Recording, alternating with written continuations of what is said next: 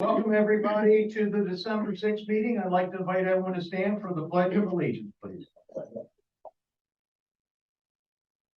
Pledge allegiance to the flag of the United States of America, and to the republic which stands one nation under God, indivisible, with liberty and justice for all. Hey, we had a very short November. So the minutes of November 1st, do we have a motion to approve the minutes? Have a motion and a second. Any discussion on the minutes? Hearing none, all in favor? Aye. Motion carries. Financial report and payment of the bills. We have a motion to approve the financial report. So moved. Second. We have a motion and a second. Any discussion? Hearing none, all in favor? Aye. Motion carries. Before we move on to the public hearing, I'd like to invite Mr. Will Muller to come up. We have a check for you. So the town of Elkton, by charter, we give a percentage of our taxes to the Singerly Fire Company. And this year the residents of the town of Elkton are very pleased to give Singerly Fire Company $161,510. We'll get something to take a picture of it. Turn around here. Someone snap a picture of it. We want to go down. Come on up here. You come on up here. Right. That'd be the best thing. I got a bad foot today. Gene's got a bad hip. I've got a bad foot. This is perfect. You might want to be up here someday.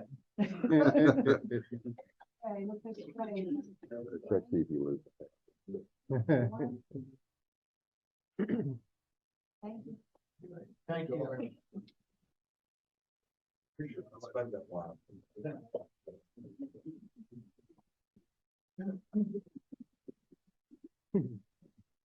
Okie dokie. All right. Today we've got a public hearing on resolution R12-2023, amending the town of Elkton charter C9-4 collective bargaining. It is 12:04. Lou, I'll go ahead. Lou's under the weather. He's got not feeling 100%, so I'll go ahead and read everything, the resolution into the minutes. So it's a resolution by the mayor and commissioners of the town of Elkton, amending the charter of the town of Elkton. Article 9, town officers and personnel, section C9-4, compensation of personnel.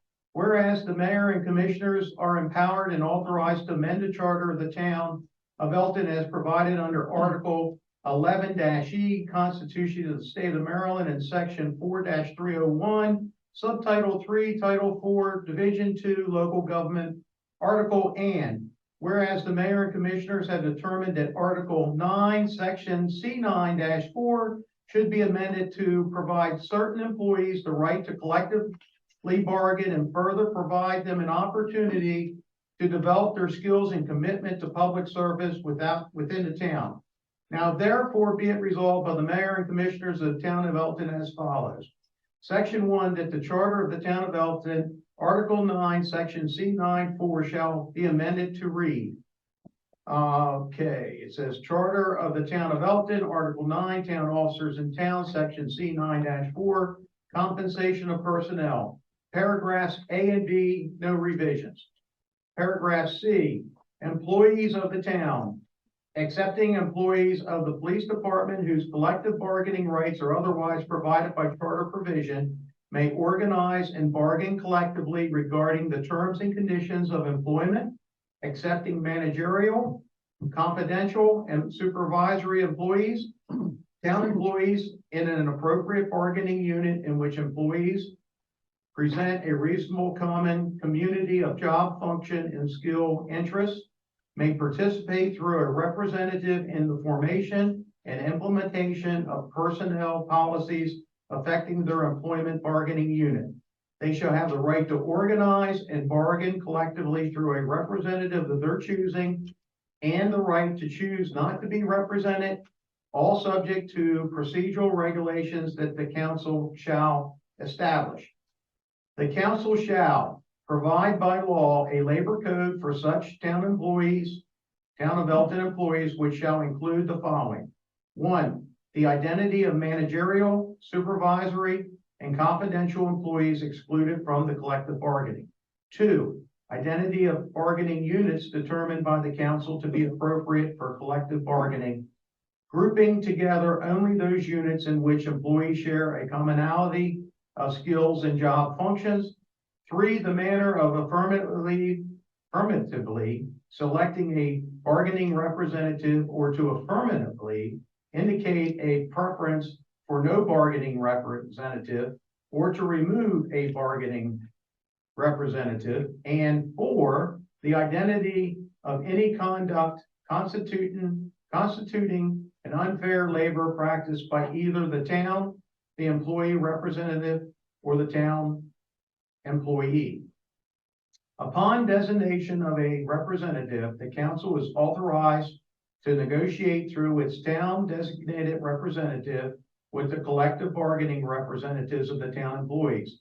In the event the council's designation representatives and the representatives of the town employees are unable, after good faith negotiations, to agree upon any term or condition of employment, such matter within 30 days be submitted for mediation by a mutually agreed mediator, or in the absence of agreement, selected by random process from a panel maintained by the Federal Mediation and Conciliation Service of the United States Department of Labor. Nothing herein shall be deemed to authorize a labor strike by any public employee. Neither shall any herein be construed to compel the agreement of any party in negotiations to agree to any proposal presented by another party, so long as the parties have conferred in good faith and have failed to reach an agreement. Under no circumstances shall the council be empowered to negotiate any economic term or condition of employment. The implementation of such would exceed that amount deemed prudent and advisory by council relative to the town budget. This is the proposed amendment, which will be held today on the 6th day of December, 2023, starting at, of course, 12:05.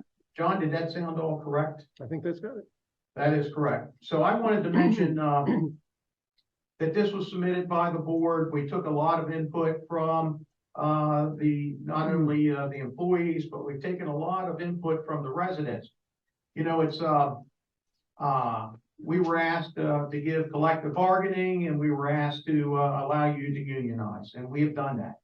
I feel very comfortable to say that we've made our commitment. We've made it for the residents of or for the employees of the town, to give them an opportunity to bring in a third party person to come in and negotiate with the town council. I feel very comfortable that we've met those goals. So I would say that this is a public hearing, and I would like to open up the floor to anyone that wants to come down and talk. But please state your name, your address, and I'm going to give everyone about 2 minutes to speak, since we got a big crowd, if anyone wants to speak. Come on down. Name and address, please. Jeremy Kibler, 127 Appendage Drive. And sign in. Can we get clarification on that last part of wages? The last part you said about bargaining wages. Oh, let's see. Well, the clarification would be that you could have a third party person to come in and negotiate with council. So wages can be negotiated, is what I'm asking. It sounded like you said. I'm gonna look at council for that. It sounded like it said that they're non-negotiable. No. All right, I just wanted to make sure that's all I was asking. Yeah.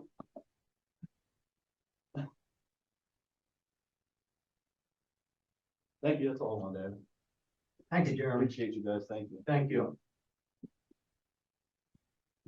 Anyone else? Anyone on Zoom meeting today? I have asked that they unmute themselves, if anyone had any comments.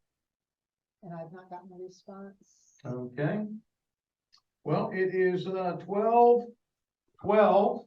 This public hearing is closed. Simple as that. Pete?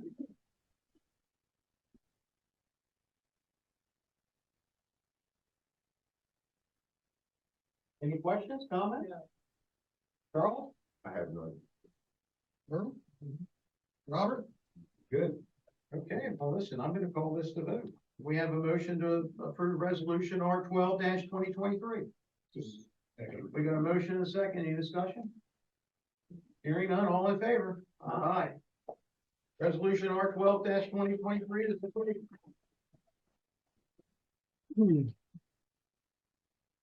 All right, next up.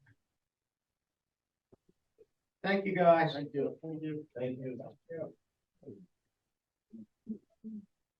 Okay, next up, Miss Kimberly Min, are you up there? She's logging in now. She's logging in. Hi there, can everybody hear me? We can hear you, Kimberly. How are you doing? I'm great, so nice to see everybody. It's always a pleasure to see you. Yeah, oh, thanks. This means we've got stuff to talk about, don't we? We got a ton of stuff to talk about here in front of us. So the floor is yours in regards to the Southfields Development Bond documents. Okay, and if you'll just bear with me 1 second, I'm going to share my screen. Yeah. Okay, with that I'll have a PowerPoint presentation that I've put together because I'm a visual person. Okay, hold on 1 second. Very good. Which do I press? And I think we all have it here in front of us. Yeah, there it is. At Town of Elkton, that probably does be, yeah, that'll probably be the That's PowerPoint. great.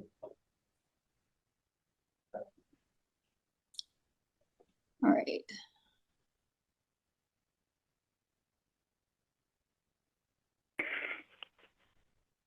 All right, let me know when it pops up. It sometimes has a little bit of drag with my system.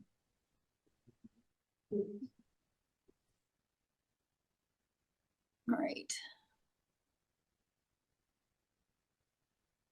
So, Michelle, I'm not sure that I have the share screen capabilities. Oh, there it is. You just gave it to me. Thank you so much.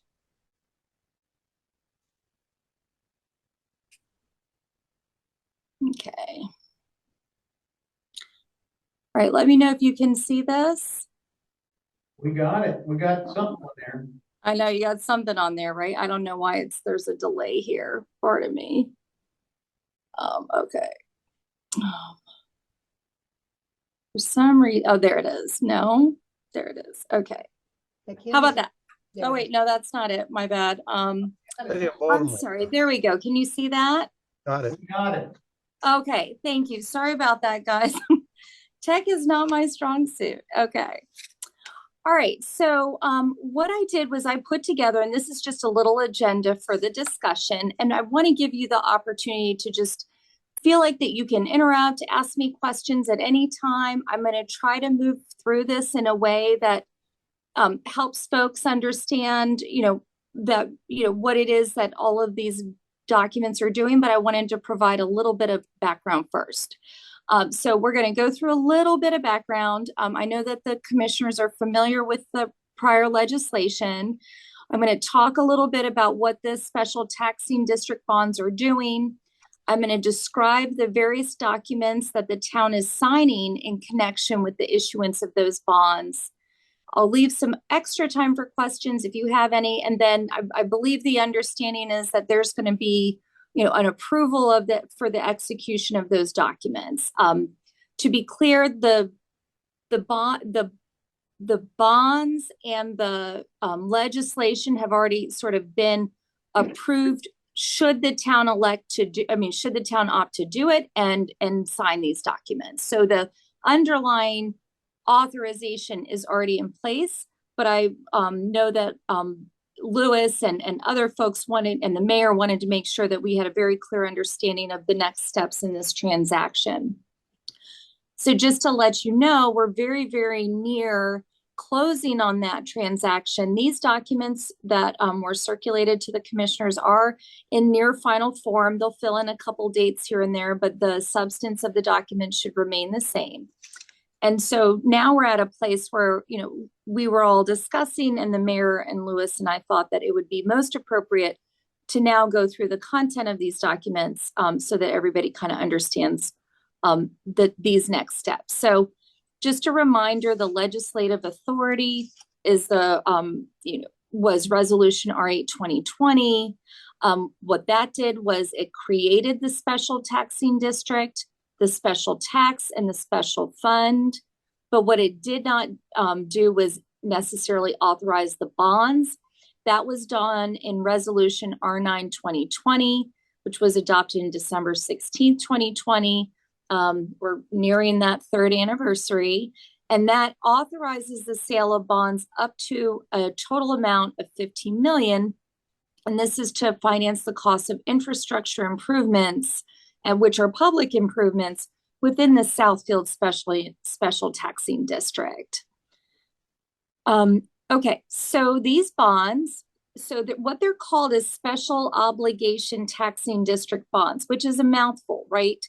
But what's important about them, which is actually the last bullet point, is the faith and credit and the taxing power of the town are not pledged to the repayment of these bonds. They're not a general obligation.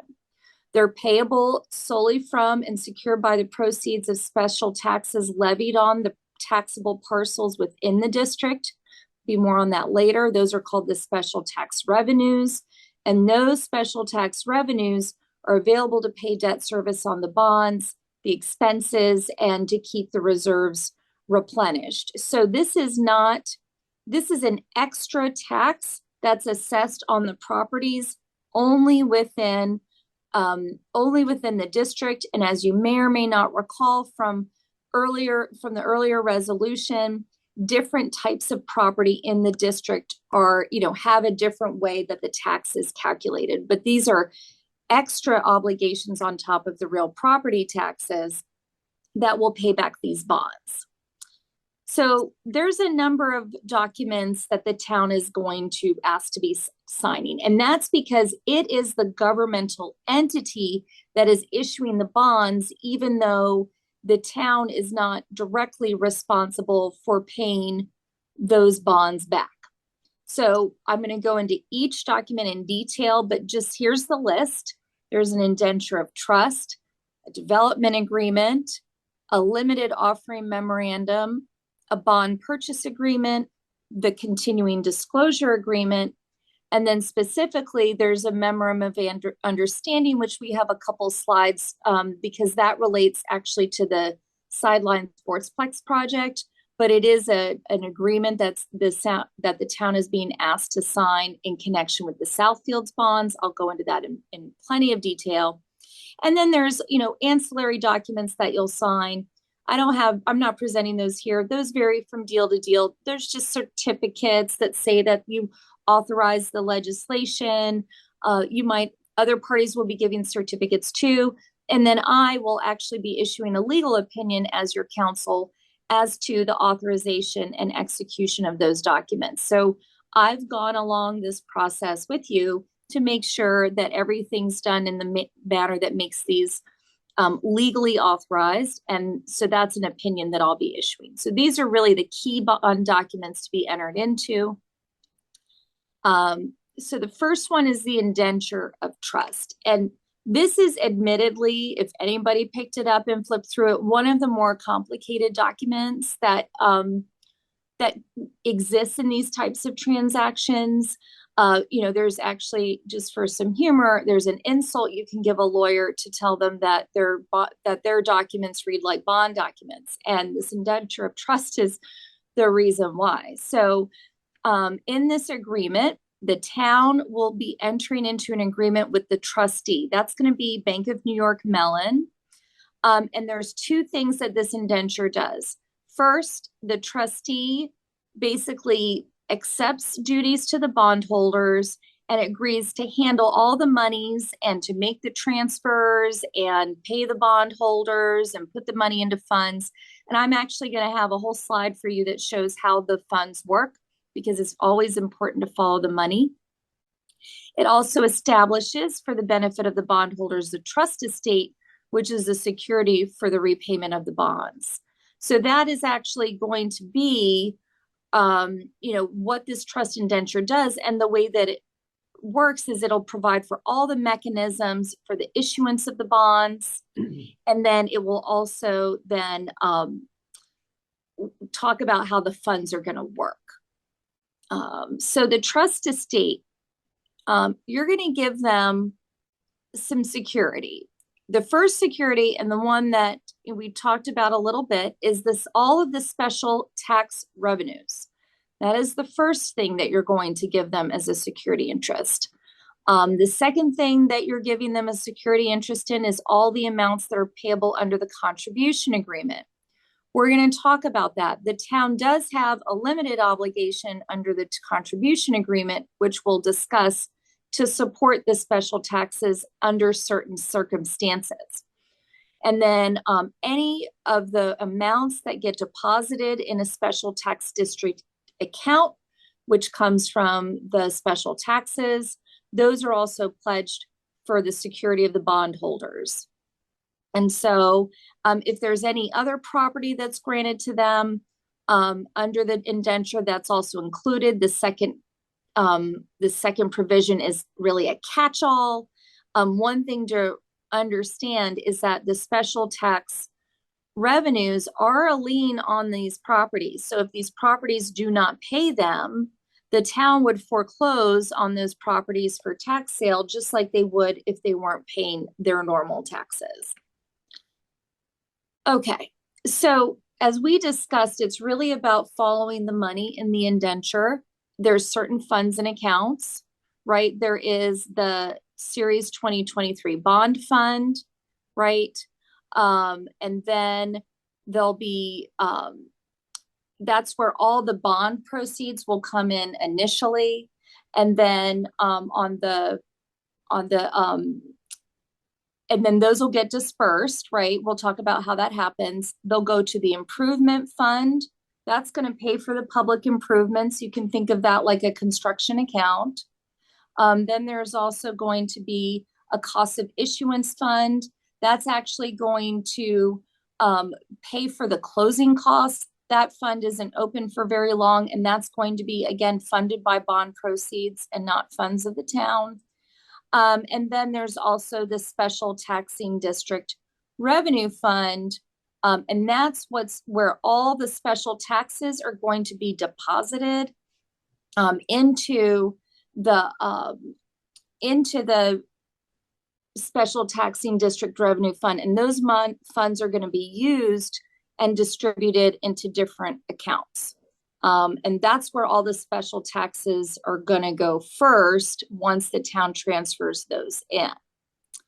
So if you recall, we said that the town is setting up its own special tax district account. So you're going to collect all the taxes, right?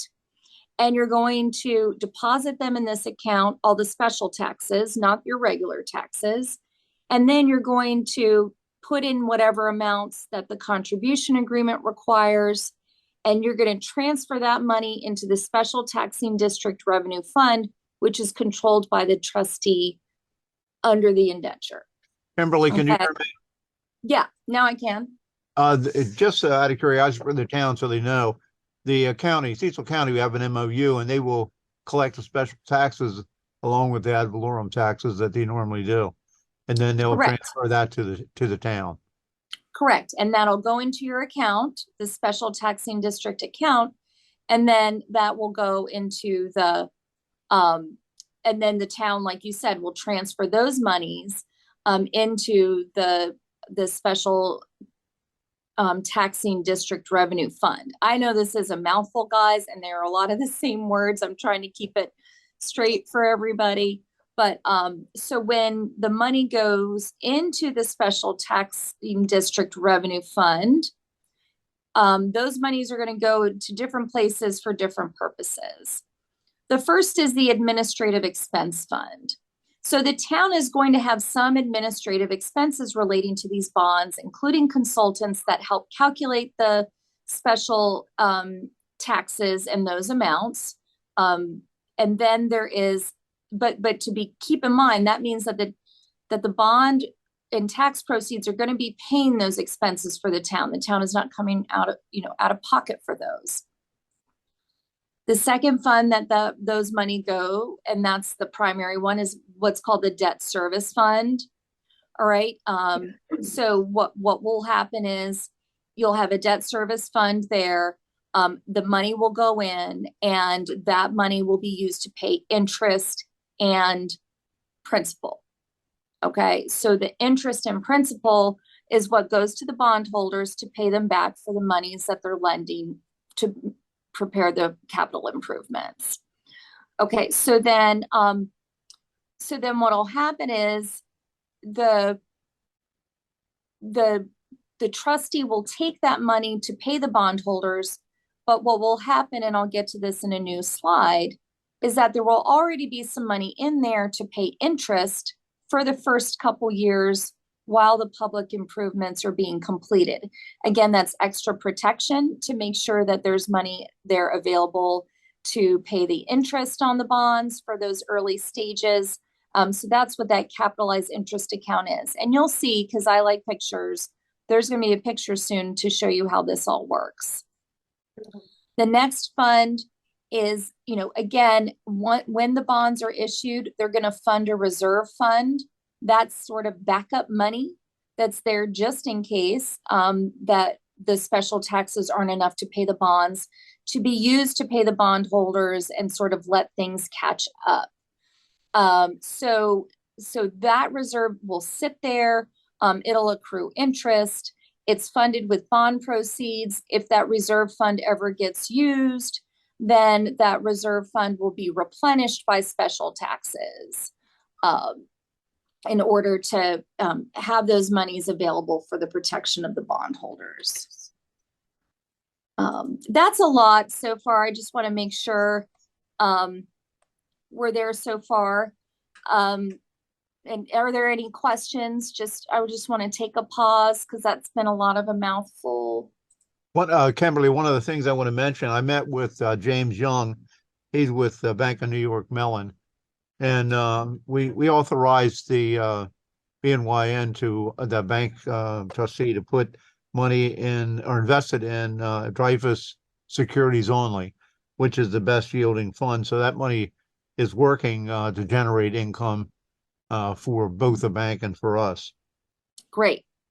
And so in those interest earnings will sort of, run through this system here so that, again, there's, everybody's getting the benefit of the funds as those become available. So what will happen is, we're expecting that there will be about $10 million of bond proceeds, right? And these are the different places it's going to go. $1 million is going to go into that capitalized interest account of the debt service fund. Remember that that's going to be the initial sort of pool of money that's available to pay interest while the public improvements are being constructed, while the larger improvements are being constructed, so that there are properties that are constructed and functioning and able to pay the principal and interest on these bonds. $62,000 is going to the administrative expense fund. That's going to be there and available to the town for administrative expenses. $625,000 is going to the reserve fund. Again, we talk about that's a backup source. $800,000 is going to the cost of issuance fund. That pays all the consultants. There were marketing studies, there were appraisers, Mesereau's the underwriter. They get a commission based on, the sale of the bonds. All the lawyers, ask Lewis or the mayor, there are many, including me. And then the, upwards of $7.7 million is going to go to the improvement fund. And that's what's going to pay for all of the public improvements. Kimberly, I have one quick question. So I mentioned something else. sure. The board may be curious, even though the county will collect the special taxes along with the other taxes, they get the information from Unicap. Unicap is a consultant and will be a party to the indenture agreement.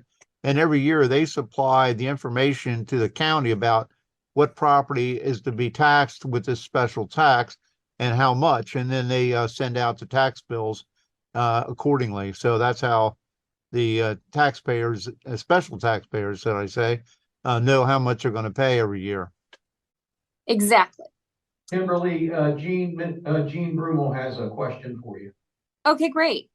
Hey, Kim, when you were going over the funds and accounts, did I hear you say there was a town contribution amount, or did I misunderstand you?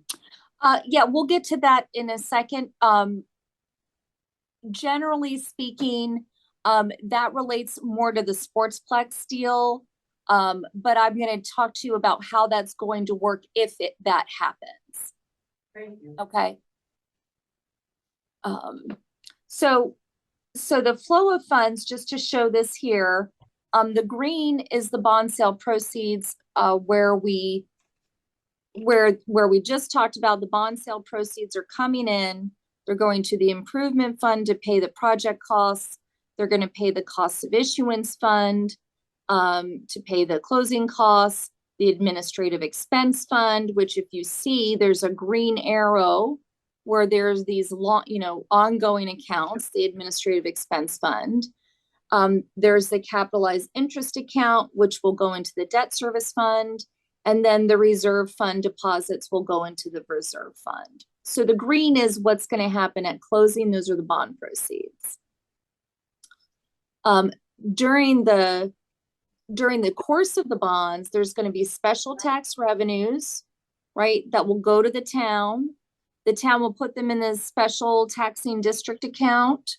And then as we discussed that special taxing district account, the town will transfer those monies to the trustee, which will go into the special taxing district revenue fund. And then there are also additional deposits, administrative expense fund, debt service fund, and the reserve fund. So this is just a picture of all the words we just discussed before, as it relates to how the money works. Okay. All right. So, sorry, but I don't know why the graphics are a little messed up. That's on me. But the Mayor, did you want me to touch on the contribution agreement first before I go into the other documents, or would you like me to just go through the same flow? You can continue any way you want. Okay, well, I'm just going to go in order because I do want to get through these other items, which are not as, I would say, material of documents, so that we have the right time to spend on the contribution agreement. Okay. So the development agreement is really the contract that the town has with the developer. That's Southfield's Elkton Capital Development LLC. And the developer essentially agrees, whether the bond proceeds are enough money or not, to construct all of the public improvements that are under these town construction agreements that the developer has been discussing with the town, to make sure that all of the public improvements are constructed. And then what will happen is, when the town receives a request from the developer for monies to pay for the public improvements, then the trustee will send those improvements to the developer to either pay for invoices or reimburse construction costs paid for the public improvements, which also includes payments to contractors, subcontractors. If there aren't enough funds, as I mentioned, in the improvement fund, the developer is required to spend its own money to complete the public improvements. And the town is not obligated to fund those public improvements, except from the money that's in the improvement fund. So just like any other public works agreement, the town isn't responsible for those costs, the developer is. It's just that a portion of those costs are being paid by these bonds that are being paid back by the property. Okay, so the limited offering memorandum, so that's the developer agreement, just so you know, or the development agreement. That's part of the bond documents. It's a very simple and straightforward. There isn't a lot to it. The limited offering memorandum is actually what we call a disclosure document. So for any bondholder that's buying bonds, right, it's entitled to disclosure of all the information as it relates to the project and the bonds that it's purchasing. So this is a good thing, right? This is all the information, and the more information you give, the better. Everybody's looking at this information to make sure that it's correct, and everybody's signing off on this document because this is the document that has all of the information in it to provide to the bondholders. It's prepared by the underwriter and their counsel. It's given to investors when they're thinking about buying the bonds, and it's going to talk about the district and the public improvements. Sorry about that. I don't know why where did that go? Sorry about that. On at Baltimore something. Yeah, I know, right? I got interrupted. There we go. And so with this information here, right, we're going to talk about the key terms of the bonds. We're going to talk about the project. We're going to talk about the developer. It talks about the special taxing district. It provides basic information about the town, because the town's credit is not responsible for the special tax bonds. Not a ton of detail about the town is required, but it is in there, and that's been provided to the town to review and confirm. There's also, it's going to attach legal documents. It's going to attach the appraisal. It's going to attach the market study. There's a special tax report that calculates how much special taxes are needed for each property in order to pay the bonds. There's the indenture, which we discussed, and then there's the development agreement. So this is really, it actually ends up being a very, very large document, actually. But it has all the information that's relating to the project, because we want to make sure that the bondholders have the right information. The developer is also going to be reviewing and confirming all of this information as it relates to the project. It describes the security for the repayment of the bonds. It's going to describe the special taxes. It's going to describe the district. It's going to describe the properties in the district. And then it's also going to list out whatever risk factors, might be experienced by the investors, and risks to them in relating to the repayment of the bonds. So this is a lot of information in these risk factors. The joke is, if you read the risk factors, you should be so spooked that you don't really want to buy the bonds. But if you were a personal investor, but the idea is that there is really every single concern that could possibly exist is in this document. And its whole purpose, as I mentioned, is, any reasonable person that's going to buy these bonds needs to be able to make an informed investment decision, right? And for the town side is, you're going to review and certify that the information relating to the town is accurate and complete. You are not going to be certifying as to the information relating to the developer or the development. So the next item is the bond purchase agreement. So the bond purchase agreement is an agreement between the town, because you're the issuer, right, of the bonds, and Mesero, who's the underwriter, where you're going to agree to sell the bonds to Mesero at the amount we discussed, the $10 million plus. Mesero is going to turn around and actually sell those bonds to other investors. As the underwriter, its job is to make sure that everything's in place, so that when it goes to sell the bonds to the end users or to the investors, everything there is in place. It sets out what conditions there are for Mesero to purchase them.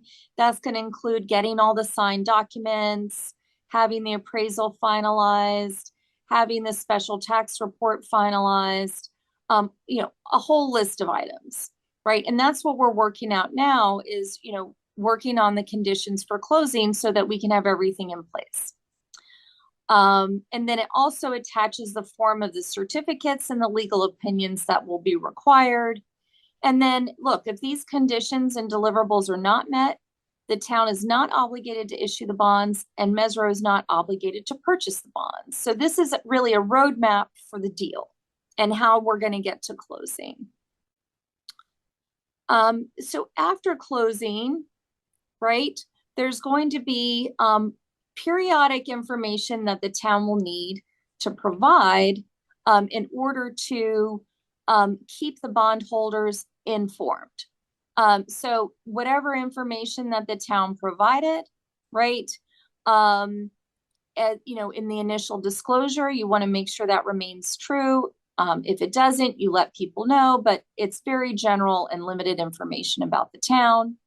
And then, the town will be working with MuniCap, and this is part of their job and part of their administrative expense, is they're going to help the town file these reports, work with the town in making sure that the disclosure is correct.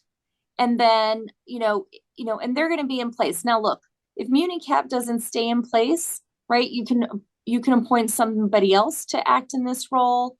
If you don't have somebody that's acting in this role, then the town, would ensure the information itself. Lots of towns and lots of municipalities do the information themselves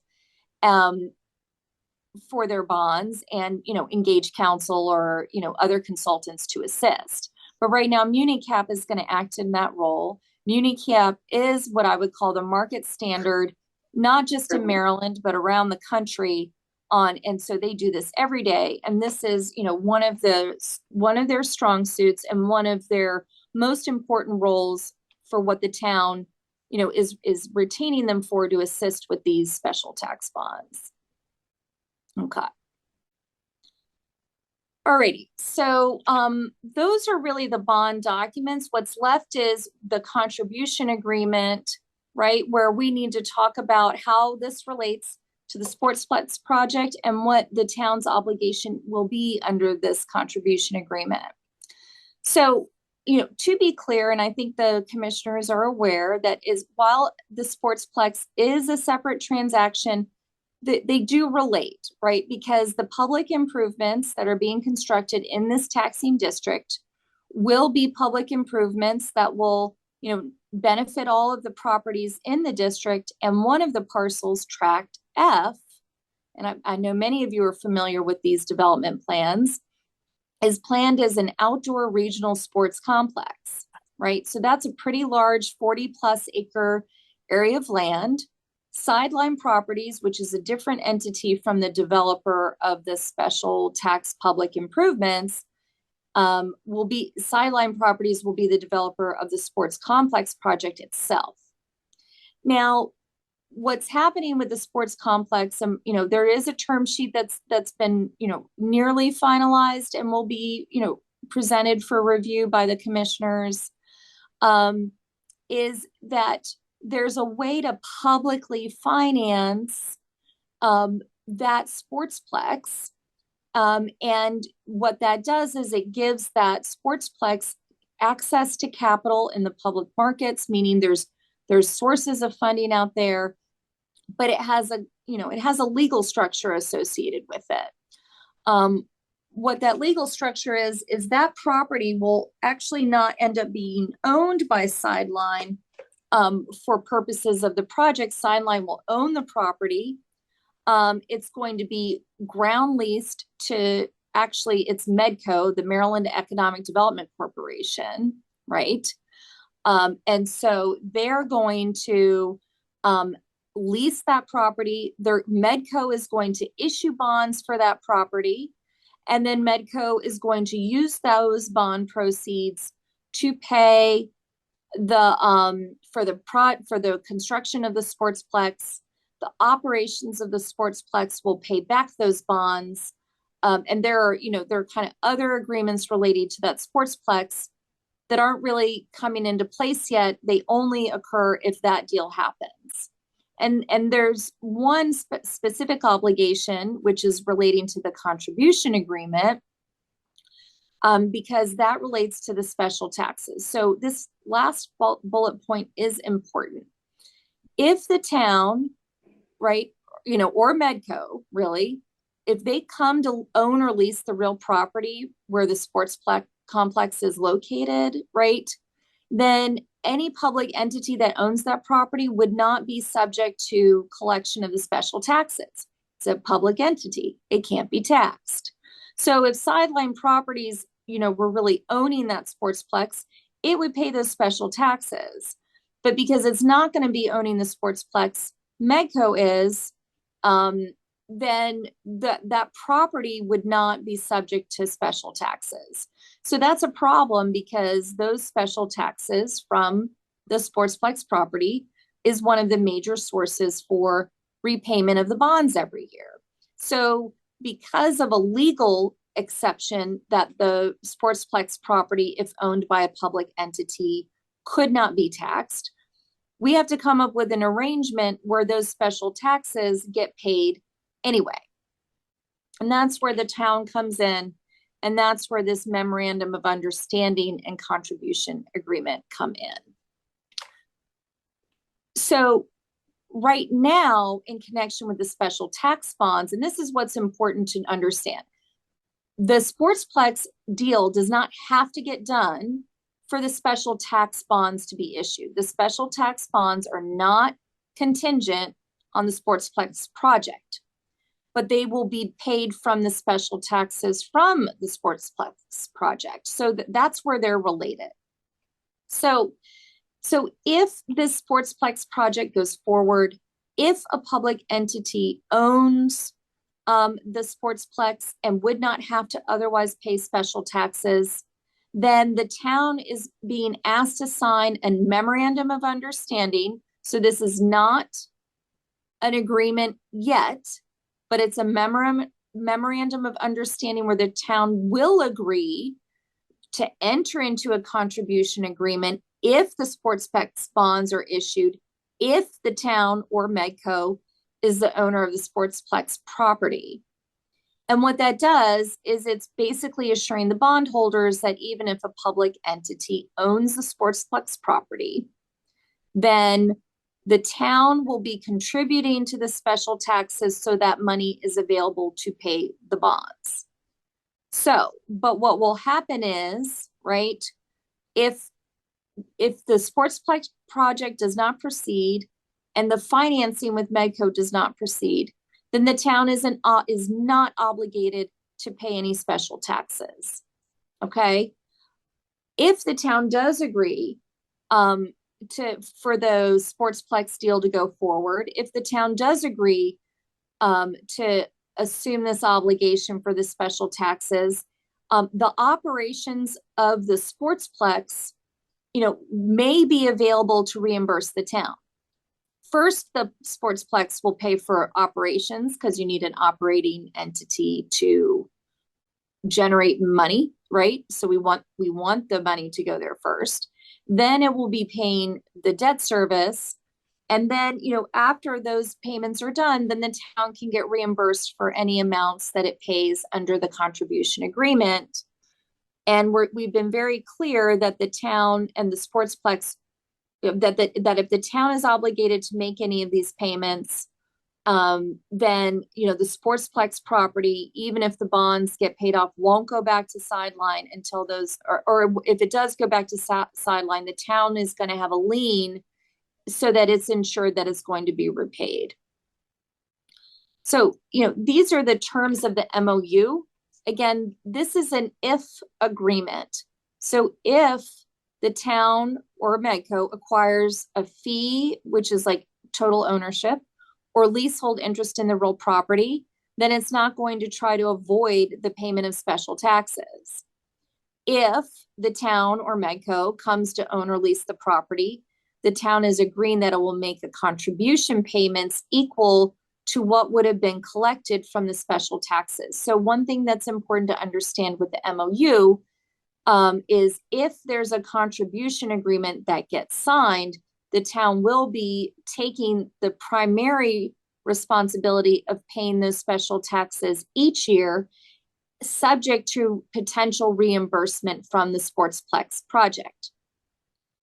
And then this is again important to understand the obligation to make this contribution payments isn't a limited obligation. It will be a general obligation of the town. So if there's not enough money, right, in the budget to pay those special taxes, then, the town would have to raise that money through its taxes to make those payments. As I understand it, right, those contribution payments are going to be determined and to, when the Sportsplex agreements go through, if it goes through, But until that time, the town is not obligated to make any payments. And the town continues to have the discretion and decision on whether the sportsplex will go forward. An approval of this MOU is not an approval of the sportsplex. The approval of this MOU is the approval that if the sportsplex project proceeds, the town will undertake this obligation subject to potential reimbursement from the sportsplex project. So that is really the meat on those bones. And so that's kind of concludes my summary here. I know this is a lot of information. I actually did send the deck to Michelle in case anybody wants to review that and, and has additional questions. I'm going to pause now if anybody has questions about the information that I've communicated here. Kimberly, we had the deck in front of us, and we also have all the documentations in front of us. What do you need from us at this point? So what I will need is the commissioners to approve the execution of these documents and authorize you, Mayor, to sign them when they are final. Meaning like when the dates and small items are filled in, what you have in front of you are what we call substantially final documents, and we do not expect the content to change. Very good. Does the board feel comfortable at this point to authorize me to sign off on or to sign the agreements? I do. I do. So we have a motion to move forward with giving me the authorization to move forward with the sign off on the special taxing district bonds. We have a motion and a second. Any discussion? Hearing none, all in favor? Aye. Aye. Aye. All right, Kimberly, that's one, but while we still have you, can you give us, the first part of the meeting went pretty quickly. Do you have any updates on the term sheet that you can share with the team? Sure, absolutely. In fact, I would yep. like first and foremost, I'd like to thank your team and our staff. This is a lot of information. This is the first time that the town of Elkton has ever worked on a special taxing district. And this is an amazing amount of work that was put together to make one of the finest, let's hope our infrastructure is as fine as these documents, right? Right. These streets are going to be gorgeous in the town of Elkton, I can tell you that. But I'm looking forward to that. It was a lot of hard work, and I'm really appreciative of everything that you guys did. Along with that, on a sidebar, I guess I would call it, and I want Kimberly to talk about a little further detail about the term sheet. The term sheet has taken us months to even get to this point of the term sheet. There's a lot of, I'm going to say weeks of hours placed into these documents to make sure that we cover the residents of the town in general, when we go through this. And we've taken we've done everything that we can to get to this point, and I think it's important for Kimberly to bring the board up to date on the term sheet. Sure. So, it is our hope that the board will soon have a final term sheet for consideration and approval. We have, I think, hammered out the last details of that term sheet and have working group approval for that. But obviously we want to make sure that the commissioners have all of the information that they could possibly want. And I think at some point, soon we'll want to have an executive session to go over some of the legal advice associated with this term sheet. I know we've had, some early conversations. It's been an accomplishment to get a lot of people to get to agreement on this term sheet. And so I'd like to, Mayor, would you like me to kind of go through where that stands and talk about what next steps might be? Should I talk about what I think you give us just like the reader, you're giving us a good job of the Reader's Digest version, but I guess what you're asking is if we go into closed session next meeting, feel more comfortable doing it all at next meeting, or do you feel given a little bit? Because I'd like for the board to get their hands on that term sheet. Yeah. And what do So, you recommend? You so tell me that- what you recommend. yeah, so that just got, I believe, finalized yesterday because Christian was working on some numbers, right? And so we want to make sure that we've got up-to-date numbers. So I'll be able to circulate that actually today. I just did not think that it was fair to, run everybody through a document that they didn't have the opportunity to read and review, right? And so Yeah. that's why I'm suggesting that once, at the next meeting, we go into an executive session so that I can give legal advice, right, that is subject to privilege, and obviously not subject to public meeting. And so my recommendation is we do that. But what I can do is talk about, if you like, some of the agreements here, as it relates to the sportsplex, just generally speaking, just for the purposes of the public, right? As we discussed in the presentation just now, Medco will be leasing that property. They're going to be issuing bonds. So Medco will issue those bonds. Medco, or Maryland Economic Development Corporation, is actually well known for doing a lot of public, private partnership type projects. This is definitely one, around the state. They're great to work with.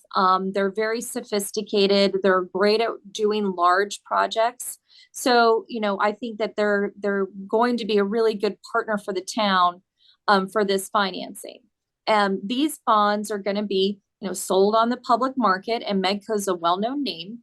And so Medco's going to, quote, own, right, construct and own that sportsplex project, right, during the term of the bonds. And so the Medco is going to contract with Sideline to manage the project. There's going to be a specialized manager that's familiar with, team sport, conference, tournament scheduling, type of mechanics. That's a very specialized niche area. So the manager will be working with that operator to assist with that. All of those revenues, right, are going to stay in the project until those bonds are paid off. And they're going to be used for operating expenses. It's going to be used to pay back the debt service. It's going to also have a reserve fund there for some protection. It's going to repay the town for whatever amounts it's obligated to pay. The proposed obligation there is that if the revenues are not enough, right, to pay the full debt service, then there's a backstop obligation that the town would be entering into. And those are the types of things that we'll be reviewing in more detail, right, in the executive session. But anyway, those revenues go back to repay the town. And then there's also additional reserves that are put into place, again, to protect the asset, to protect the operations, to protect the town. And then, once all the bonds are paid off, then the property and the lease terminates and the property reverts to Sideline, but that's after all the financial obligations are satisfied.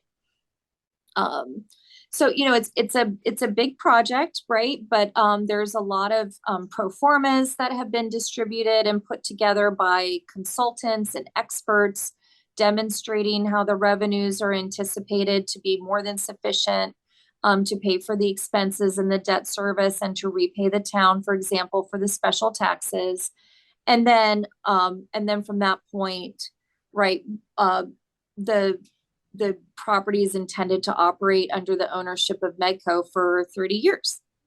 And Medco, being a professional issuer in the way that they do and working with a lot of these projects, I think they, like I said, are going to be a great partner with the town in assisting with, making sure that the operations are going well, making sure that the manager's doing its job, making sure that the bondholders are getting paid. So that's, my understanding is the construction of that will take not even 2 years. Am I right, Mayor? Is that what your last hearing? Like, it should be, happening fairly quickly, right? Once the deal gets done. once the bill gets done, my understanding is 1 year. Yeah, right. So it might take longer to get the deal done than it does to build it, which That's right. happens all the time in my line of work, right? I'll work on things for years, and then before I know it, it's all finished and built. And hopefully people remember to invite the lawyer to the ribbon cutting. We're gonna have you there. Kimberly, our next meeting on the 13th is gonna be at 6 o'clock at night. Okay. Could we, have our meeting with you from 5 to 6? Is that possible? Can we do that? We could advertise an open meeting Yep. and then close it immediately and then go into closed session. Are you good at 5 o'clock next Wednesday? Yeah, I can move something, or I can do afterwards. Either way works for me. Okay, we could actually do it at like 7 o'clock? Sure. Okay, well then we'll do it then. That sounds Yeah, good. you let me know. I'm going to put a hold on my calendar. This is obviously very important, and we want to make sure that you have enough time to work with this. And Louis, I'll be sending to you and Michelle the final term sheet, right? So that can be circulated to the commissioners in preparation for that meeting. And then we can talk about whatever else might be helpful, including like the pro formas and things like that. Kimberly, thank you again for all your hard work. Oh, you are most welcome. It's been such a pleasure. It's good to see everybody. All right, thank you. All right. Take care. All right. Any questions? Just give me a Any ring. questions? We will. Okay. Bye. Thank you. Okay, so next up on the agenda, Southfields, you want to come down and say a few words and give us an update? Good afternoon. I just said good morning to Dan, so it's been a long day. Ray Jackson. Hold that a little closer to you. Sign in there, Ryan, on that paper, doing right. Ray Jackson and Ryan Humphrey from Southfields. Good afternoon. As promised, I want to do a monthly update. I promised everybody that I'd come in here once a month and update you. So you're going to start seeing some movement on the west side of 213 at Southfields. They're going to start cutting a construction entrance in. You will see the surveyors out there to put where staking and setting boundaries and benchmarks. Realistically, you'll see equipment in there in the next 2 weeks. Okay, so the first thing that happens is the road gets cut in, and then the infrastructure, the water and the sewer, as you well know, the water tower has been constructed. So I'm very grateful to our team for that. One of the things that I will mention is that on a monthly basis, we'll send you an updated email, which is a spreadsheet of the schedule. So you can see what the actual construction schedule looks like. So Johnny from our office will take the lead there, and he'll update everybody on a monthly basis. Another update to Southfields is we did purchase the ground immediately across the street on the east side of 213, adjacent to the park and ride. We have to move the park and ride. So we purchased approximately 20 additional acres there. In all likelihood, in the near future, we will be making a proposal to bring that into the PUD as well. One of the things that Kimberly did mention in the special tax district is when we bring additional things into the PUD like this, as I'm mentioning, that will also contribute to potentially contribute to the special tax district. So there's additional revenues available. I do want to talk about Frenchtown Wharf Park. You know, we lobbied the state to give us a grant to do some studying on the park.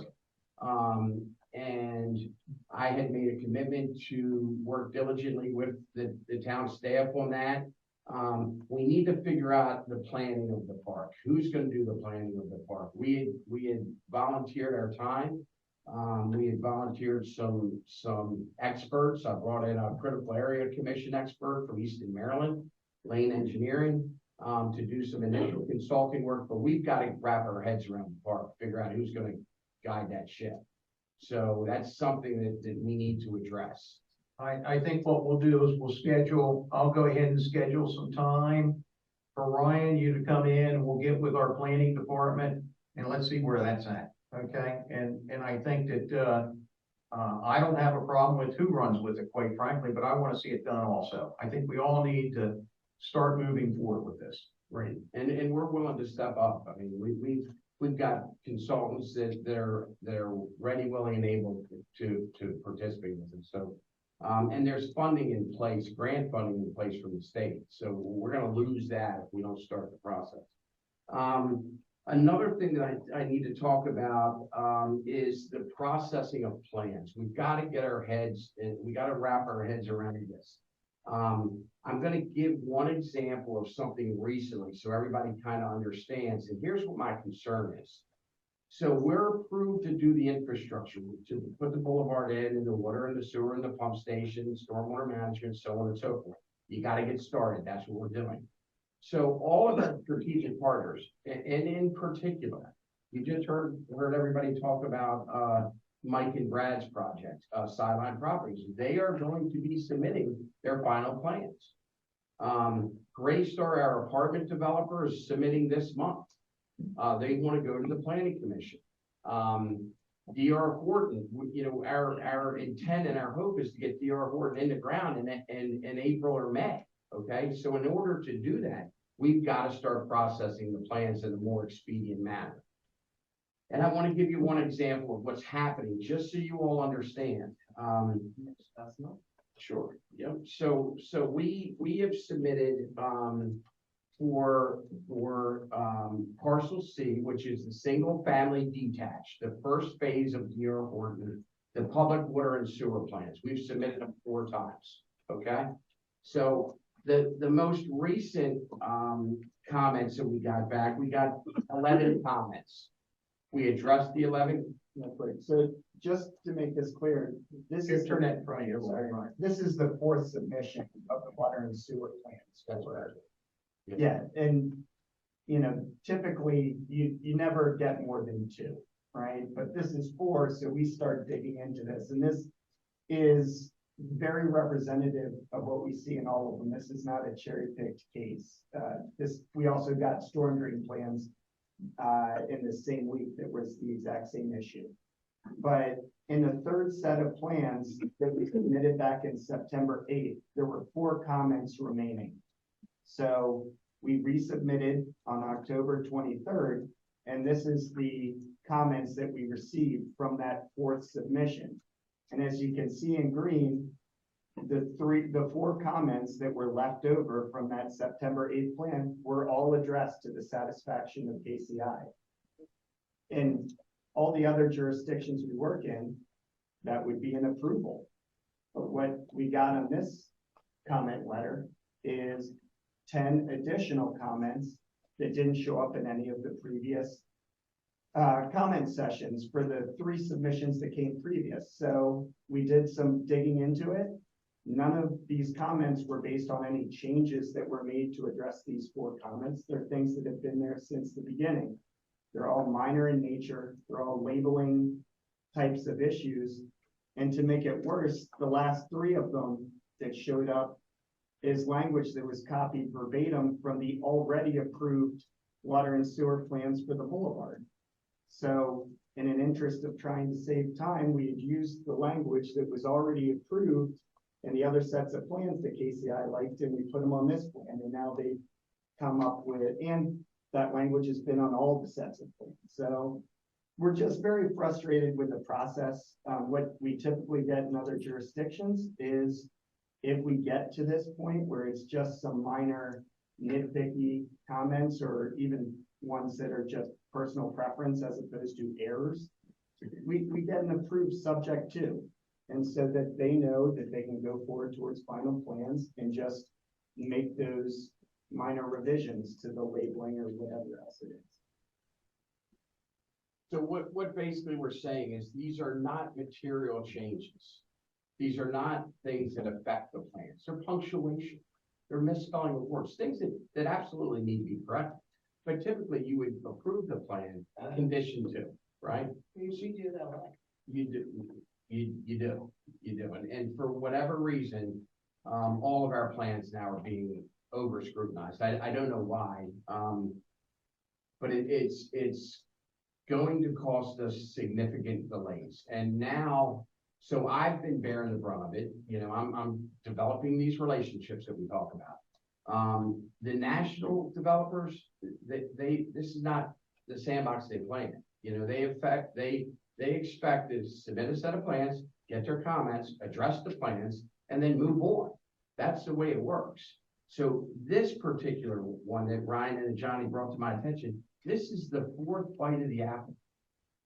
That's a better way to explain it. And your comment would be, if you address these, you're concerned that there could even be another 4 or 5 more. I can tell you, when I did the process of looking all these up, I did find one more error in labeling that wasn't on here, and that is my concern, is that when we go back in 2 weeks and submit these plans, that that'll show up.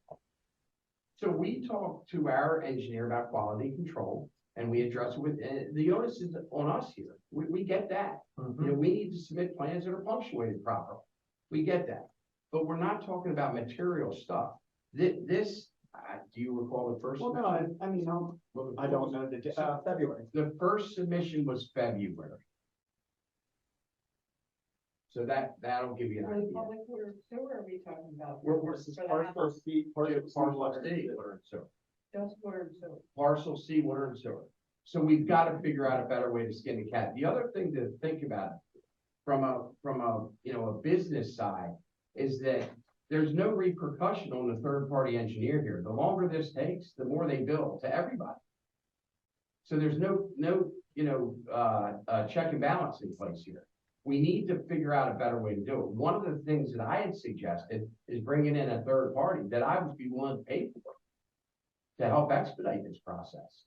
Bring in a third party, you hire them, you choose. I'll give you 5 of them you can choose from, or Gene can find some.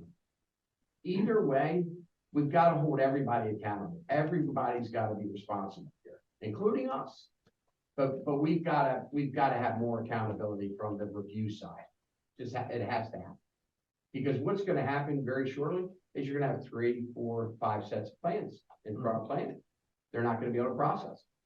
It's going to get backlogged to KCI. This thing's just going to drag on and on and on and on and on. We've gotten over a major hurdle, the infrastructure plans. We've gotten over that.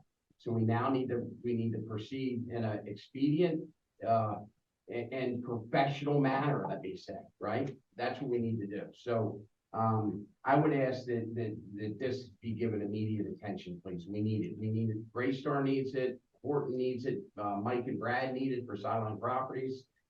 We've also submitted retail drawings. Are you at the, are you looking for finals for DR Horton and Greystar? Are they coming in? Greystar will be submitting for finals in the next month or so, yes. So they'll be coming in. Are we accepting your plans for final? They haven't submitted, Greystar Okay. hasn't submitted their plans yet. Okay. I hear you loud and clear. Let's see. Any comments from the board on those comments at all? I think we hear you. Great. I also want to echo what you said about everybody's attention to the special tax district. I'm greatly appreciative of everybody's efforts. You know, Chris Sheehan and his team, and it's a compliment to Mike and Brad and the team that they put together to get Medco involved in this project. Says a lot. Medco wants to be in the town of Elkton. That says a lot to me, and it says a lot to me about the team that Mike and Brad have put together. So I'm appreciative of that. Thank you.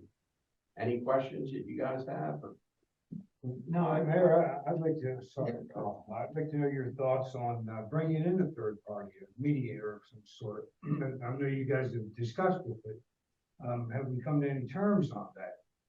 Well, I think what I want to look at, and I really didn't want to address it at the why Southfields was sitting there. So I want you guys to think I'm not directing this at you guys. I'm gonna answering Rob's question. Last month, we just approved the bill for $87,000 to KCI. It was a total of about, I like the new spreadsheet here. So it was 26, it was 30 line items on the financial statement. And it's spelled out pretty clearly on what job site they're going to. When I look at these dollar amounts, I thought we had an agreement. I'm sure we are, so I'm speaking out loud because I know that we're scrutinizing these bills from KCI, but I'm also wondering, you know, I'm looking at some of these projects and I can't believe that their fees are so high per project that I see on.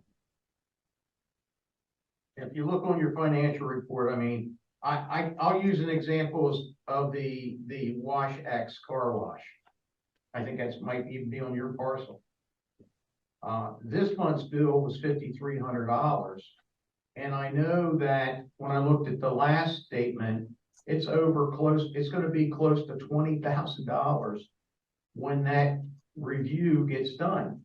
To me, that's crazy. $20,000 to review? We need to look into. Yeah, it's our issue. That's what I'm saying. But that's a great point, because realistically, that work was probably $25,000. So the work, all the work was the same price as the review. Here's the bigger problem. I think you hit it right on the What head. stops KCI from reviewing it 3 more times? Wash X. Experience shows me that they're doing it now. So we have to figure out a better system. There is one. We ought to do it together.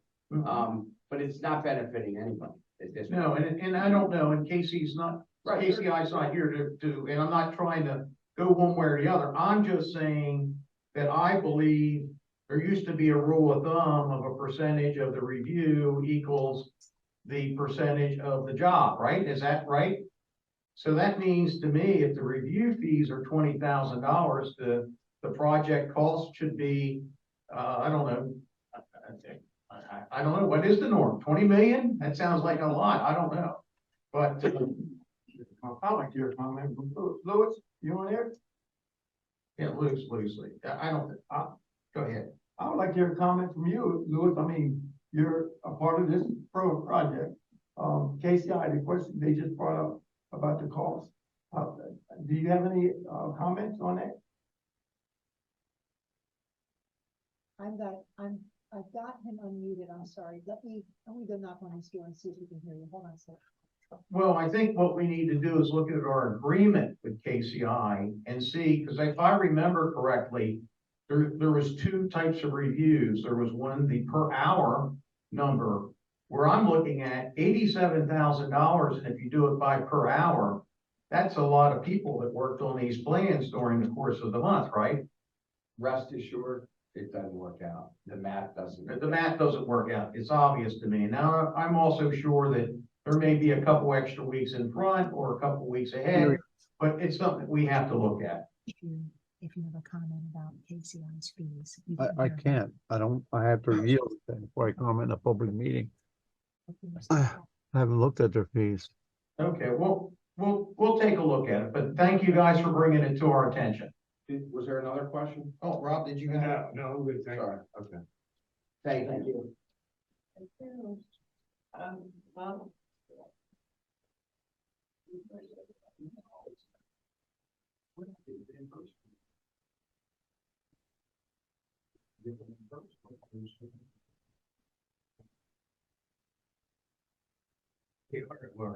Okay, next up is the Elkton Alliance. Come on down. Come on down, Elkton Alliance.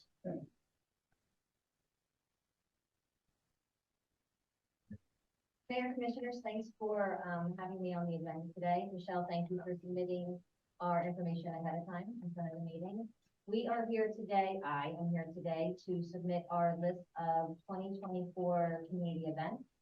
Our goal is to have the list of events approved and moreover to have the liquor waivers approved so we can move forward. Our goal by the first of the year is to submit our list of events out to the community to build awareness about them. Our goal is to submit it to the Parks and Rec, Mary, to include it into the residence guide as well as sharing it with tourists. So in order to get in front in 2024, I am here today to have your review and hopefully approval on the full year of events and the liquor waivers. Okay, looking at the full, can I go down them real quick? Absolutely. Okay, so I'm looking at the Word document sheet, not the Excel sheet, but I guess I should use the Excel sheet. So let's go with the event. So we've got the Sips and Suites Then we have the soup, there it is, the Winter Light Parade, the St. Patrick Days events, the First Friday, the Cinco de Mayo, the Memorial Day event, Jump into June, the Dog Days, the First Friday, Alliance Day. Is that something new? We had it for the first time this year to celebrate our 25th year, and it was so successful, we want to continue it moving forward. Very good. Then we have the Fall Fest and Car Show, the Fall Fest, EHS Alumni Night, the Halloween Parade, the Turkey Trot, the Christmas Tree, the Cookie Event, and the Christmas Event. The ones that you're requesting, so I don't think any of us have any issue with, the No. events. What's the winter light parade? That's a brand new event this year, or for next year, so in connection with the tourism, Winter Light Diesel Night initiative, we wanted to expand our events to add additional, initiatives, and our parades have been so successful in the past. We decided to add, connection with arts and entertainment, a winter lights parade, and so what will happen is just a walking parade, it's just on Main Street. It's in partnership with the Arts Council, and individuals that want to participate will decorate themselves. They will have lanterns. The options are immense for that. We are also holding workshops to help people prepare for that event, because this is a brand new event. Do we have a motion to approve all the events? I have Yep. a You question. have a question? I know with the new administration, there's an absence of car shows here. Is there any reason why that number has decreased? And I think previously you may have had 4 or 5, but I mean, what's your explanation? My explanation is that during COVID, I understand it was prior to me being here, but I understand that immediately post-COVID, we didn't have the volunteers that were needed, we did not have judges that were needed, we did not have even the car people that were interested in coming. Now, we've come out of COVID to a certain extent, and we did see some uptick in interest for that. So we decided to kind of go halfway in between and do 2 of them next year, and if there's additional interest and we have good attendance of that, we will look at increasing that for the future years. Thanks. Any other question on any of the events? Actually, if I may, so that I can fill in the templates. So for as I talked to Adrian, for the Saturday and Sunday, for the weekend of St. Patty's Day, I need the hours for that. The area, I'm going to assume it's just like everything else, Main Street from Bow to Church, North Street from Main to 113. And the other question that I had was, and I just mentioned it to Chief as well, for the Memorial Day parade, the liquor waiver here is for the entire parade route. We would like to alter that and go with what our normal liquor waivers are for the Main and the North up to the 113 on North Street. And for St. Patrick's Day, Michelle, I was actually talking to Elk River prior to this, and we would like to go with the Friday night event, which is an Elkton Alliance event for the times that we have. And then for Saturday, Elk River is open until 11 o'clock on Saturday, so we would like to make sure it's covered up until and including that time. And then there's no need for Sunday. Start time. Well, the street would be closed, or, oh, sorry, this is like a waiver. Elk River, what time do you open? Noon. So on, Can we say 11 o'clock, because I think C3 opens at 11 on Saturdays. so Saturday, March 16th, 11 A to 11 P, and then the usual area that you have, and then Nothing for on the Sunday. 17th, Sunday, there'll be nothing going on. Correct.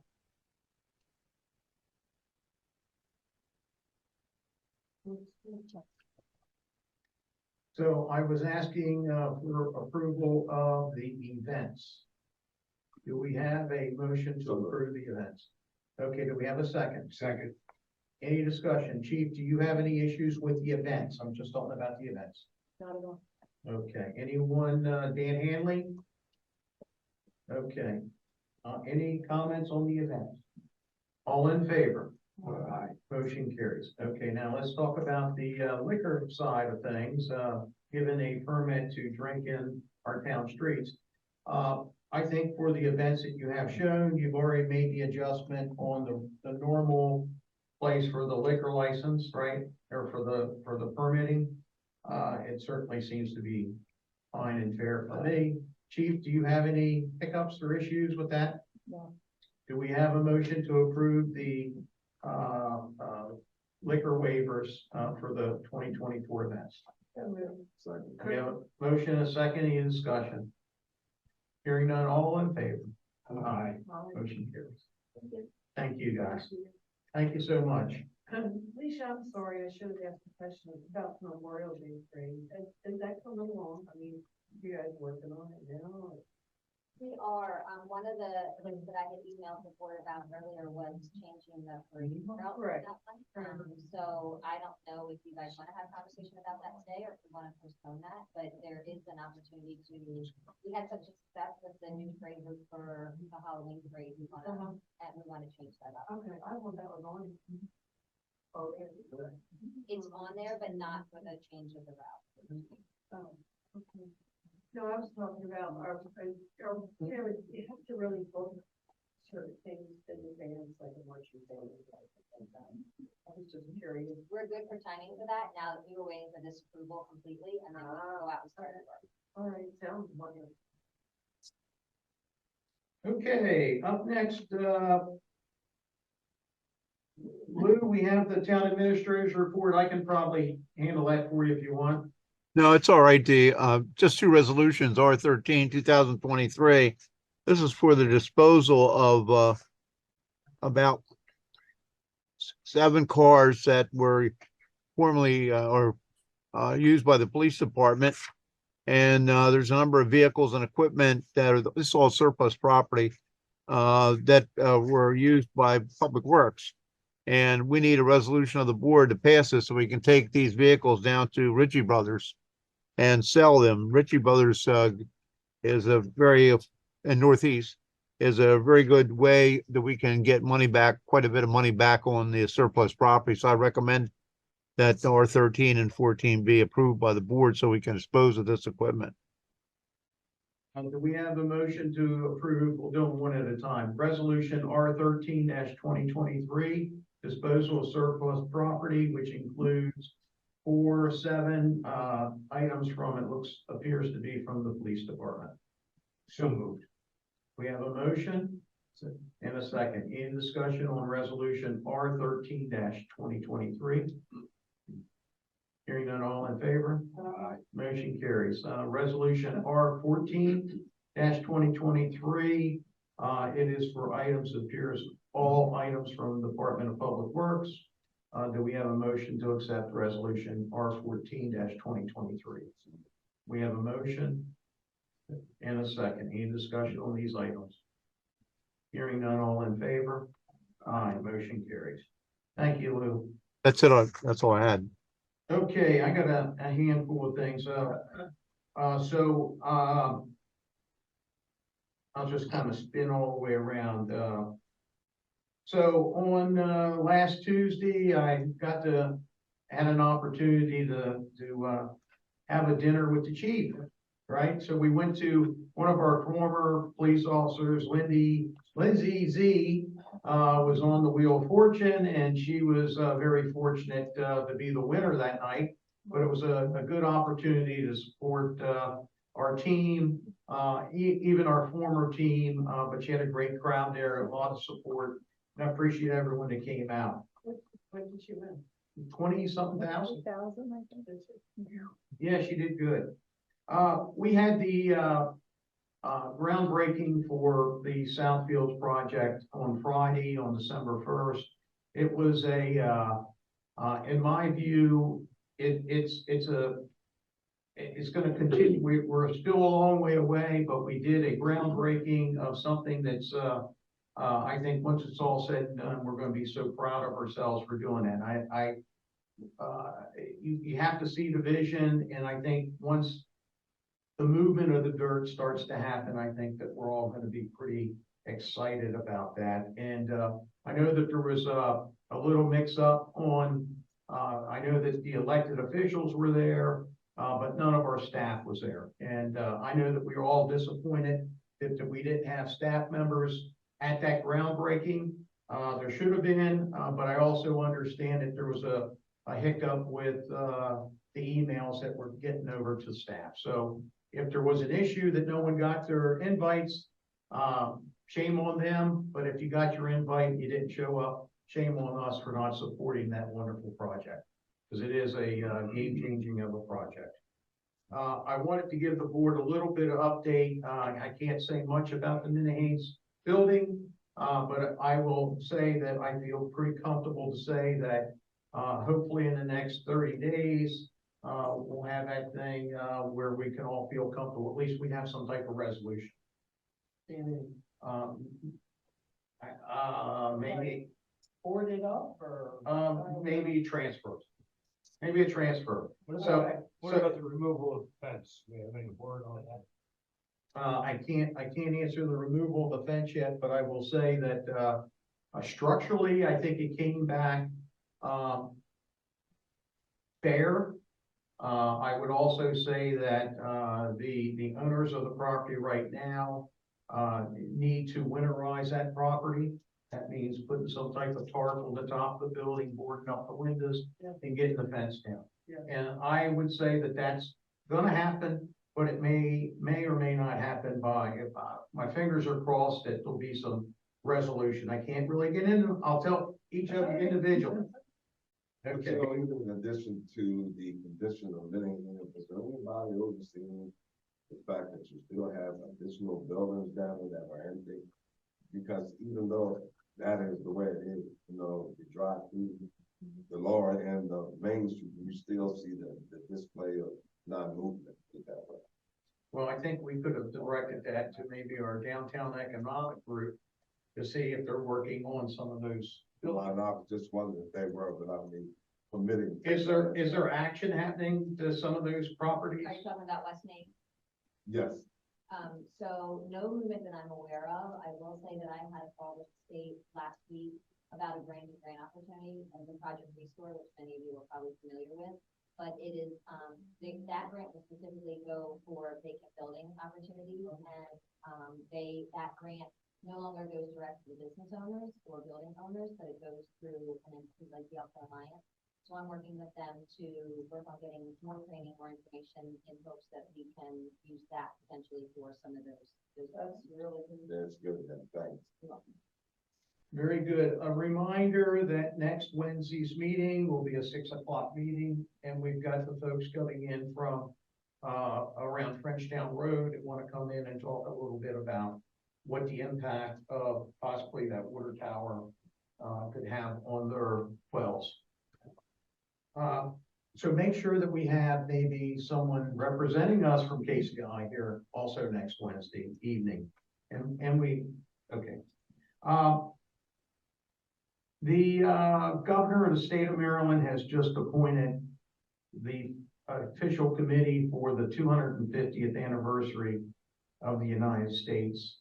And the town of Elkton is going to be a key part of that.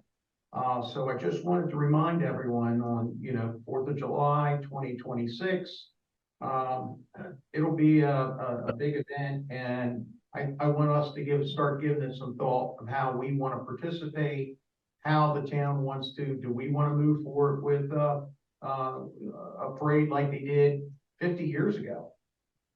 I can't remember that, but I wasn't in the area. No.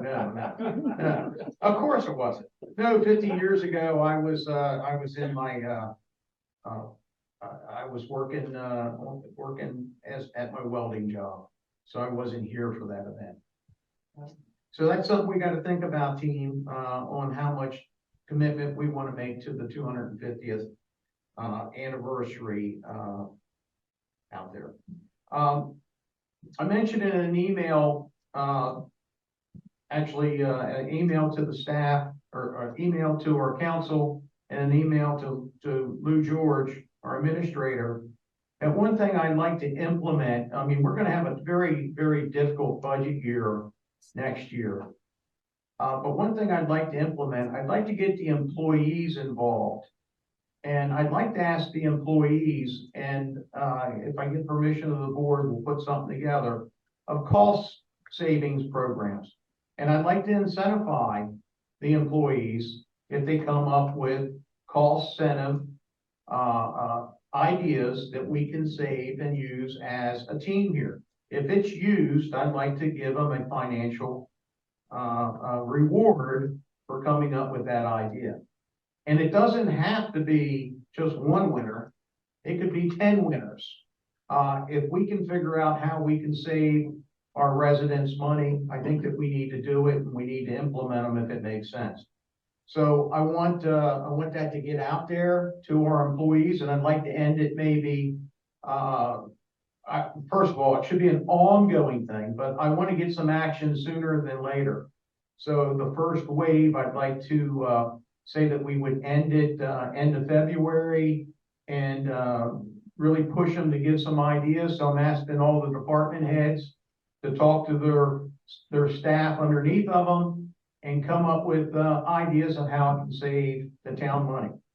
Now, it may be something little, but I also want them to tell me how much money that will save the town per year if we do those things. Don't just say, well, if we do this, it could save us X amount of dollars. I want them to really come up with a plan and help us with that plan and make it very easy to implement if it makes sense. I expect every department to come up with some great ideas. You guys okay with that? Yes, it will. And, you know, we've received some calls, and I had someone today actually talk to me about opting out of our trash service. I will say that this has been a very difficult time for this staff up here. We went out and we had a trash collector and waste management that hauled our waste, I would say, for 20 plus years. And during the last few years, they found out that it just wasn't working out for them. Certainly wasn't financially right for them, because they didn't even bid on our next contract. So we went out and we got 3 bids. I don't know what more we could have done. Maybe 10 bids is what I'm hearing. But the fact is, during the pre-bid meetings, these were the only 3 haulers probably in the immediate area that could have handled a town like the size of the town of Elkton. So we went out on bid, we got the bids, we went with, through a third party, I'm not gonna say recommendation, but they laid the facts out on the sheet, and it came back that Republic was the best.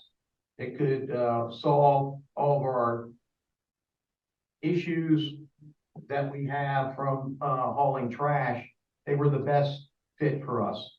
They were a little bit more money, and along with that, the cost of trash collection for the town of Elkton went up dramatically, and it was a dramatic number. It was a $50. Yeah, it was a dramatic number. So it went from 30 something, 36 to 86. yeah, $36 to $86 per quarter. It was a dramatic change. And it affects everybody. It affects everyone up here. It affects all the residents of the town. And there's not much we could do about it. And I sincerely say that. We even looked at possibly getting back into the trash business ourselves. And then we went back and we started looking back. There was a reason why we got out of the trash collection business, right? So it's a very difficult time, and I feel bad for folks that are on fixed incomes. I'm real close to being on that fixed income, and it's very difficult for all of us. Then on top of that, we're going to have a water increase, right? We're going to have a water increase. 10 years ago, we talked about that. I ran on the campaign of lowering water and sewer, and we did. We lowered it, the water by 11%. We lowered the sewer by 11%. But during that meantime, our cost of our water and sewer was constantly going up. We held it, we held it, we held it to a fault, folks. We held it to a fault. And now we're at the point where we had to raise the water. And we implemented the new rates. We just received another additional letter from Artesian about 3 weeks ago that, when does that go into effect, Steve? I think July 1st. Yeah, I think in July 1st, we're going to have another 12% increase. Now, I want to eat that. But once again, it's gonna be another 12% increase, and it's crazy. It goes back to when sometimes I was saying earlier, I mentioned this to the board, I mentioned it to, Lou George. Sometimes I wonder if we even need to be in the water and sewer business anymore. Maybe it takes an entity that does it professionally for a living to understand what they can do and can't do. Just throwing that out there. I just don't know. All these PFASs and forever plastics that's in our water system today, it's just ongoing. And I don't know what the solution is. We're gonna continue to do what we do, but I also understand that the costs are gonna continue to go up. So I'm not gonna ask you, I think there'll be a gentleman that's gonna say a few words about trying to opt out of the trash here today, but we need to discuss that, I think, in general, or you'll give us an opinion on why really that can't happen in the municipality, but also, what if they don't pay? That was the question that came to me. What happens if they don't pay, or they just write it off their bill and they're not gonna pay for trash? I don't know. I don't know. So that's all I have. Commissioner Gibbons. I have nothing. Gene, do you have anything? Officer Devine, I'm sorry I couldn't be there Friday. How did that go with the bill, cop car? I was there when we filled back, both of my police car to the roof on the back seat. Oh, that's awesome. So we probably collected upwards of 300 police. Oh, that's awesome. Okay. So again, I'm sorry I couldn't be there. I appreciate your doing. Well, it was all worth it. I gotta ask you, Dan, I'm just curious. That beautiful Santa Claus that's out, how is that anchored in? It's anchored in the bottom. You've got a series of rods, and you actually go out the time. It's basically, it's like a cross-shaped bracket. Is it removable? Because somebody steals it. It's a lot of work, but you know. I'm looking at this thing. I saw how much it cost. On the ledger. And right away, I thought, well, that would be a great addition to somebody's yard. But it was just sitting here. I know it's anchored down. It's got a number. okay. Well, I hope it doesn't disappear. Of course, it'll look good in my yard too. Mr. Bear. Yes? Yes. Yes. I just wanted to thank you for your guidance, through the, unionization process. I really appreciate it. You've been extremely helpful, and I just wanted to thank you. Thank you. I've been very pleased to work with City of Elkton, and I don't know if a lot of people know, but Kim Lynn is, one of my legal partners. Yeah. I don't know if you. I don't think I knew that. I don't think I did. But the law firm, like the town, we really appreciate the vote of confidence we've been working on pensions and many things for the city, and we appreciate the relationship. Thank you very much. The only other thing I have is, for the chief perhaps, Stanford Drive, the meeting that we had, and then are we doing anything? Do we need to do something here? Any movement at all? So I do know that, I believe it was also Divine went out with, Chip and Jeff Wilter from Building and Planning and did a walkthrough. I'm not sure where that is at this point, if anything there. I've not. Quite a few letters sent. Okay, Really? So you know. I know, yeah. I didn't know. okay. Okay. And then, last I went through there, the basketball net had not been moved. That's true. Okay, but we also haven't had any additional complaints on it. But we weren't getting complaints on it before you guys were getting complaints on that. And I did get one from Commissioner Gibbons that said that they still weren't, or the net was still there and maybe they still weren't moving out of the way. One of the issues that I have though is we did look at those parking areas, and those parking areas are absolutely deeded to the property. And if you look where that net is, it's in the parking space, which would mean their property. That's fine. So I'm not so sure that we would be able to move them because it's on their property. Now, if the kids are out in the street at part of the time, of course, we would make them move, but Okay, I guess we're gonna have to do something one way or the other when the weather breaks, and I know people, they don't pour concrete in December, right? Plant shut down, not concrete, but asphalt. Yeah, so, it would be good, maybe we can derive a plan for when the weather breaks. And the only other thing I had was we were talking about possible, cameras in 2 or 3 locations, Michelle, have we any information on that yet? or- No, I don't have the update on that. All right, thank you. and I think that if the board definitely decides that they do want to put some kind of port out there or asphalt pad or whatever, I would just ask that maybe we, kind of coordinate that and where that might be. Absolutely. Thank you. Yeah, well, just want to say that the community center is doing real well, with summer program, winter programs, the basketball, program kicked off pretty good, and, also the, winter activities that they're having over there.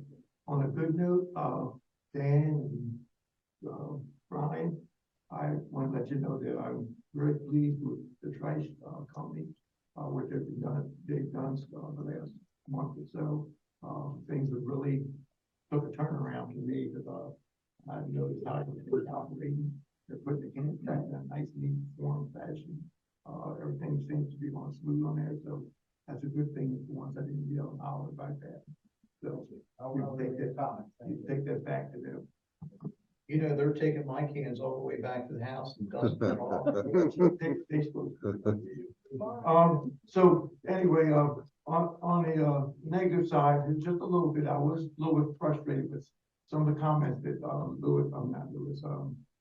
the mayor made. They made me change a little bit of my tone, but I attended the groundbreaking for the, Southfield project, which I was glad and thankful for them to, have that groundbreaking, but it was embarrassing to see everybody but our town staff. And I understand what he said about the email, but to me, a big project like that, that is one of the biggest projects in town of Elkton. I hope everyone wants to see that succeed, but it was very, very disheartening after looking around and just seeing only a few of us.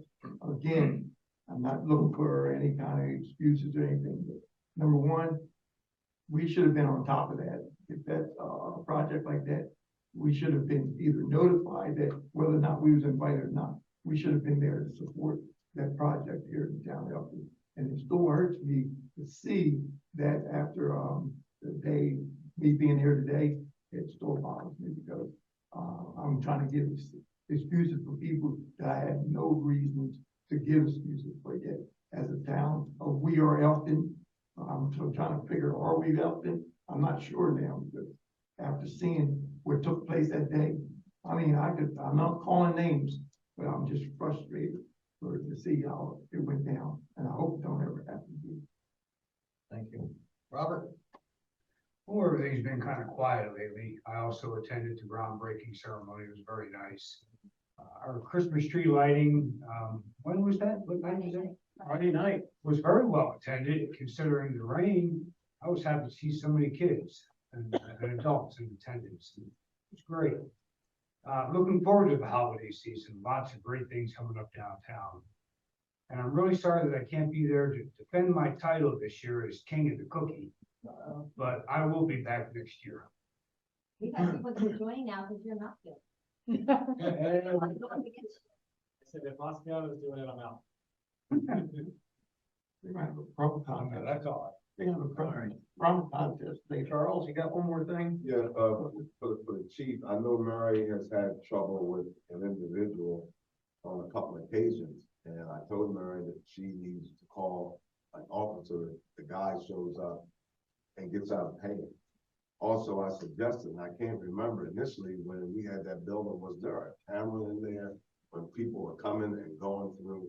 Because, you know, sometimes you need to take identification of people when they're going in and out of a building. So I will say that Mary, a couple of weeks ago, reached out to me about a specific individual that she was concerned about.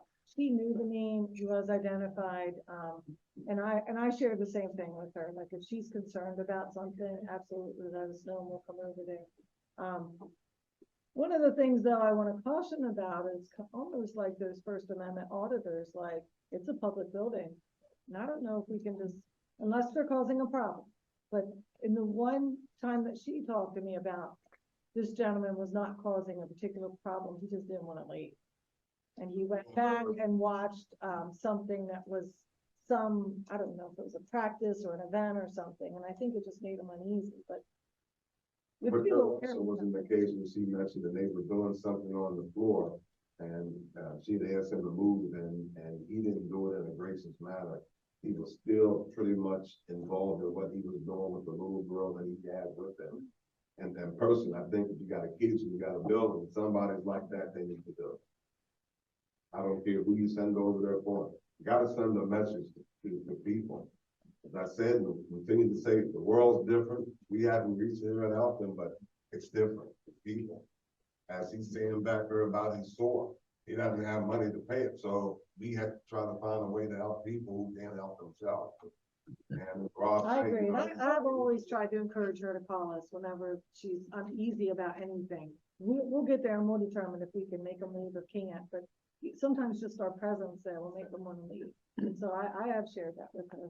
I hope she is doing that. When she even in some cases, if people behave as such, you just bar them from the building. I mean, she's dealing with kids. She shouldn't be dealing with adults like that. We'll see what happens. Well, do we have to? She does, I know, she has shared footage with me previously, so I know there are some cameras there. I don't She has it know all the time. extent of it. Very good. This is the time we open up the floor for anyone from the public, has anything for the good for the town or any comments? Come on down there, Mr. Lee Lewis, come on down and state your name and address and sign in. Lee Lewis, 109 Michael's Lane in Delaware, but I'm here on behalf of the Rotary Club of Elkton. I'm here today to request the town's support in allowing the Rotary Club of Elkton to put up flags on a lamppost in downtown Elkton when the town is not using it next year. Rotary International is a service organization that is 118 years old. Our club, the Rotary Club of Elkton, was chartered in 1924 from the Rotary Club of Baltimore. On April 12th, 2024, our club will celebrate its 100th year of service. Rotary has many goals and functions, but locally, our club has focused on three aspects: the youth in Elkton, our local veterans, and strengthening our community as a whole. Last year, we gave over $13,000 to help local organizations and events, including the Youth Empowerment Source, the Paris Foundation, Elkton Fishing Rodeo, Elkton Middle School, Fingerly Fire Company, Elkton Little League, CASA, the Salute to Cecil County Veterans, the Elkton Colored School and Museum, Upper Bay, and many more. In addition to our continued support to the organizations previously mentioned, we have committed to donate $20,000 to the rehabilitation and renovation of the Elkton branch of the Cecil County Public Library in honor of our 100 years of service to our local community. The Rotary Club of Elkton is not just a social club or a fair weather group in town. We have supported and served this community both financially and physically for 100 years. We are a part of the very fabric and history of Elkton, our community. We ask that you celebrate with us and help us get the word out about Rotary and the good work that it does, and that you please consider to allow us to hang banners on the light poles throughout downtown, celebrating our 100 years of service. Thank you very much. Thank you. Michelle, can you put that on a note for us for the next meeting? I know one of our biggest challenges, when we allow one entity to put something on a town pole, then we've opened up our door for many entities. And so we'll have to get some advice from council here. Do you have any, plan B? Not at this time. I mean, somebody had said putting up a banner across Main and North, but I don't see how that's really any different. I just think, an organization that has been here and has served the community for 100 years plus. You do know that's not the issue. Well, but I mean, It's right. I wish it was different. I think that I personally would love to find, a solution to help you celebrate. I was, We're gonna celebrate. we're celebrating, we're definitely celebrating. And when is this? Well, it'll be next year, our actual 100th anniversary is April 12th. April. Yep. Okay. It would be nice if you, Rob, saying you're going to help, because I saw the list that you all sent out. I've been to my church, and certainly you do an awful lot for an awful lot of people in this community. And you need to be appreciated. Thank you. Thank you. Anyone else have anything to say for the good of the town? Earl Piner? One more comment I forgot. We were talking to the music, Elton Music Elkton Hall? Music Hall. I wanted to do something to bring Bernard Purdy and his band down here. I talked to the owner there, and we wanted to have him over at the community center. So I would like for someone to be able to reach out to Bernard and see if it's possible he could go down to the music hall and get a date for a concert. And interesting, because the last time I was there, I was talking to Rick Cunningham about it. And, long story short, there was a band, that was a tribute band to another band that Mr. Purdy had played in. And the drummer panicked, thinking that Mr. Bernie might show up, or Purdy might show up, because he couldn't play in front of him. And, so then I was speaking with Rick about it. I had talked to Mrs. Purdy previously about a, scholarship potential for an Elkton High School student. So they're going to try to get together and maybe do the scholarship fundraiser at Elkton Music Hall with him as the headliner. Thank you. You're welcome. Any comments? What did it say? He told me. It's that simple. Anyone on the Zoom meeting have anything to say for the good of the town? I've asked them to unmute and did not get a response. Thank you. This meeting is adjourned.